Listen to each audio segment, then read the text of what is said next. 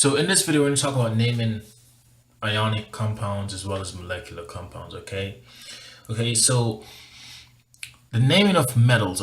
So how we typically name an ionic compound, first we're going to look at that, is just we take the name of the metal, then we say the name of the non-metal followed by IDE. Okay, so for example, how would we name this? Well, we take the name of the metal, which is sodium. The non-metal is chlorine, but we replace rene with IDE, so it's chloride. Okay. And what about this one? Ag3N. Okay. Well, we know Ag is silver, and we know this is nitrogen. Okay. So in this case, this will be silver nitride. Okay. So you kind of get again this IDE pattern here. Okay. What about CaBr2? Okay, well, we know this is calcium. The name of the metal is calcium. Okay, and it's followed by bromine, but we're going to say this is bromide. Okay. So again, you could see the pattern here. How would we name this one? Well, the metal happens to be lithium, and we have iodine, so this is iodide. Okay. So you get the general gist. Nitrogen, nitride. Oxygen, oxide. Chlorine, chloride. Okay, so that's the general gist behind naming metals. Again, the form, name of the metal, name of the non-metal, followed by IDE. Okay. Now let's talk about transition metals, and this is where it gets tricky. Okay. So we take the name of the metal. We take the change of the metal in parentheses. Okay, so we take the charge of the metal in parentheses. I'm sorry about that. So this is a charge. So the charge of the metal in parentheses in Roman numerals, and then we take the name of the non-metal followed by IDE. So what does this mean? Well, how would we name this one? CrBr3. Okay, and you can see that these are actually very tricky and deceiving. So I want you to bear with me in this one here. So when I take a look at this, I know this is chromium, I know this is bromine. So the first thing I like to do is take my charges apart.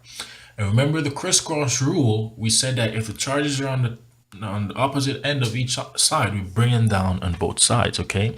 So the opposite is true. If I want to untangle these, I take my arrow and I push it up to the top of the chromium. And remember, this is a 1, but we just don't write 1, okay? And so when you take 1 and push it up at the top. Now we know that chromium is a metal, and so this has to be a 3+ charge, okay, because we know metals always gain or plus charges. Then bromine is a non-metal, so this would be a -1 charge. Okay, so how do we name CrBr3? Well, because chromium is a transition metal, we name it and we give the number in Roman numerals in parentheses. Okay, after the actual metal itself. So what do I mean? CrBr3. Well, this is chromium. This is chromium. Well, what's the charge on chromium? 3. This is chromium 3. Again, name of the non-metal using IDE. So this would be bromide. So this would be chromium 3 bromide. Okay. Now, how about this one? How about PbCl2? Okay, how do we name this one? Well, it looks to me that I'm going to entangle these. So I draw an arrow from the 2 up to the top. And there's an imaginary 1 here, so I'm going to draw that up to the top. And so we know lead is a transition metal, so it has to be a 2+. Okay, and then chlorine is a non-metal, so this is a -1 charge or 1-. Okay.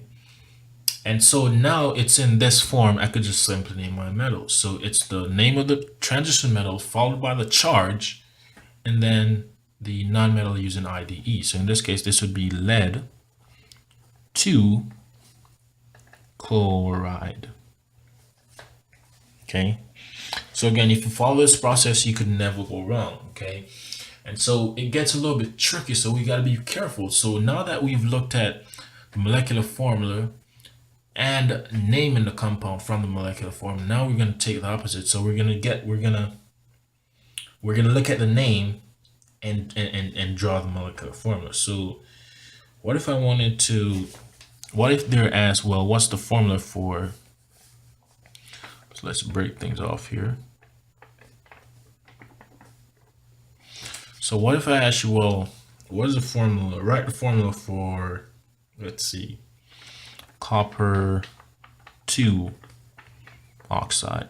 How would you do it? Well, we know copper, it's Cu. We know oxide, which stands for oxygen, that's O. Okay. Now, so where it gets a little bit tricky, so bear with me. Okay. We know oxygen is in the group 6 in the periodic table, and so we know the halogens usually get -1 charges. Anything in this row usually get -2 charges, and so we know the oxygen, we know the charge on oxygen, it's a 2 minus. It's a -2. Okay, it's a -2. Okay, so what is the charge on copper? From there on, we could figure out the charge on copper. Okay, so from there on, we could figure out the charge on copper. Okay, and so in this case, we know copper is a 2 plus. Okay, so in this case, copper is actually a 2 plus. And so if I look at this, if I crisscross them together on both sides, I'll get Cu2O2, but we know this could be simplified into its empirical formula. And we know this is just CuO. Okay, so this is CEO. So this is a structure for copper 2 oxide. Now, how did I know copper was 2 plus? It's given by this here. So in the molecular formula, you know, anytime the Roman numeral will tell the actual charge on the metal, okay? So I figured out the 2 minus from periodic table, but how do I know copper had a 2 plus charge? Because it was given, okay? And it's the same thing with what we did here. It's chromium 3 bromide. Well, notice that chromium has a 3 plus charge, okay? Lead 2 chloride. Notice that the lead had a 2 plus charge. So that's how I know copper had a 2 plus charge, okay? So when I simplify them, this would actually be the molecular formula. Now, my question to you is, from an outside looking in, what if they give you this, okay? And they say, okay, well, what would you name this? A lot of people will actually say copper oxide, and that's incorrect. And so that's why you gotta take a look at the charges before, take a look at my process, and then just simply replicate that, and you'll never go wrong. And so let's look at one more. So what if I actually will draw ruthenium? Well, what is the structure for ruthenium 4 oxide? Okay, how do we come up with the formula for that? Well, again, we know ruthenium is Ru. We know the number tells us the charge on ruthenium, so this would be 4 plus. It's a metal, transition metal specifically. And we know oxide is just oxygen. Okay, we know oxide is just oxygen. Well, what's the charge on oxygen? We should know by now by the periodic table. If I take a look at the periodic table, oxygen is all the way over here right beside the halogen, so we know that's a 2 minus. Okay, so this is a 2 minus. Okay, so this is a 2 minus. And then simply just crisscross. I do my crisscross method. And so this would be Ru2O4. Well, notice that this is its molecular formula, and actually we'll never usually see things in its molecular formula. We'll usually see it in its empirical formula. And so if we simplify this more, they both have a 2 in common, so I could simplify this. So if I divide 2 by 2, I'll get RuO2. Okay, so this is the actual formula for ruthenium 4 oxide. Now, again, think about it. If you're given Ru2O2 on an exam and they ask you what is the name of it, a lot of people will say what? Ruthenium 2 oxide, and that's incorrect. So again, this is why it's very important to pick apart these things first and then look at the different charges. Okay. Now, with that being said, I want to talk a little bit more about the polyatomic ions. Okay, the polyatomic ions are not difficult.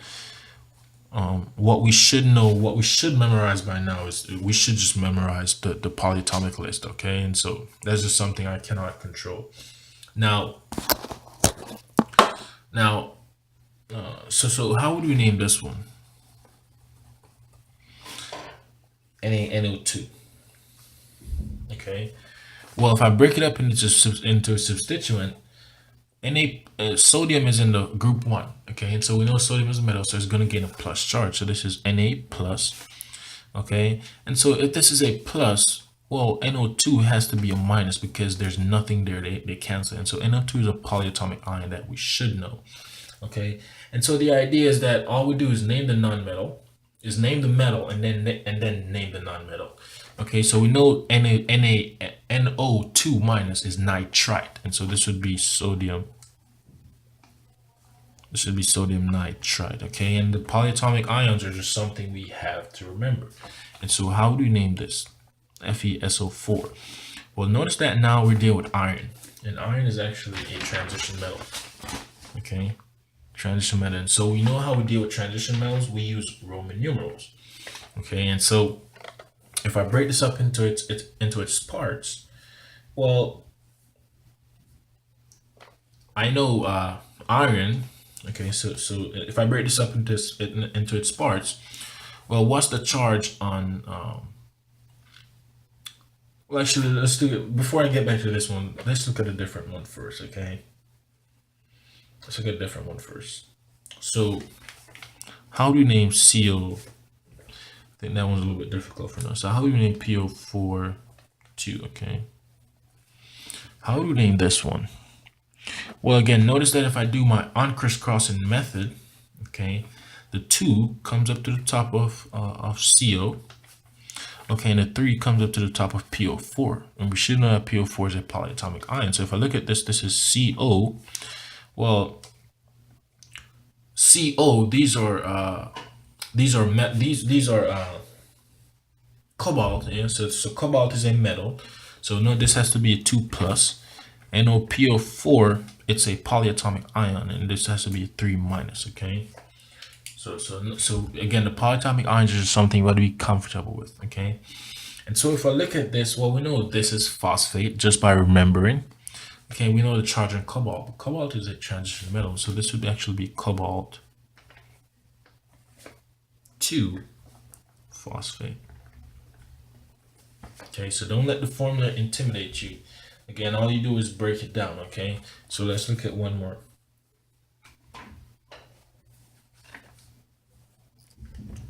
How do we name this? NiClO4 Well, I see a polyatomic ion here. So if I bring my charges up to the top again, using the uncrisscross method, okay? My nickel, it's a metal. So this gets a 2 plus. Okay, my nickel is a metal, so that gets a 2 plus, and this is a polyatomic ion, ClO4 minus. Okay, so we know this is perchlorate. Okay, and this is nickel. But because nickel is a transition metal, we'd call this nickel 2, the charge in nickel 2 perchlorate.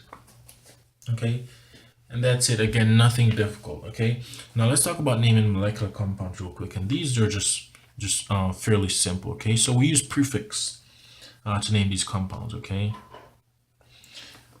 we know molecular compounds has no hydrogens, no non-metals, no metals in them, just straight non-metals. And so how do we name this one?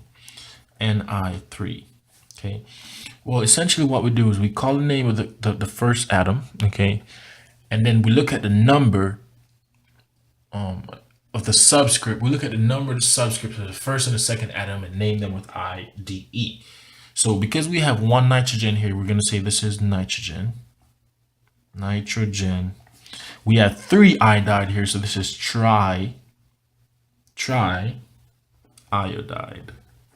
Okay, and you're going to see the pattern here. How do we name H2O? Well, we know this is water, but we have 2 hydrogens, so this is dihydrogen. We have 1 oxygen, so this is monoxide. Okay, how do we name this one? N2O5. Well, notice that we have 2 nitrogen, so this would be the di-nitrogen. Well, we have 5. How do we say 5 in terms of counting? In terms of trigonometry, we say pent, right? So this would be pent oxide. Okay, so here's a pattern. Here's a pattern that we should know. For the first atom, we don't ever say mono. Okay, so in this case, when we say CO, we don't say mono carbon monoxide. Okay, we don't ever say mono for the first atom. For the second one though, we put that mono sub signifying that it's 1. So this would be carbon monoxide.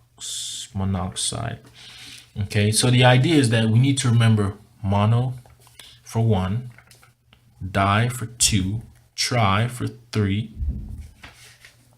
All right, and the list goes on and on. We could go up to 4 or 5. 5 is pent. Okay, 6 is hex. Okay, so these are the prefix that we should remember. Okay, we don't ever use the prefix for the first atom, but we always use this for the second one. Okay, so again, nitrogen 2, it is dinitrogen pentoxide, and the last name we just use this IDE.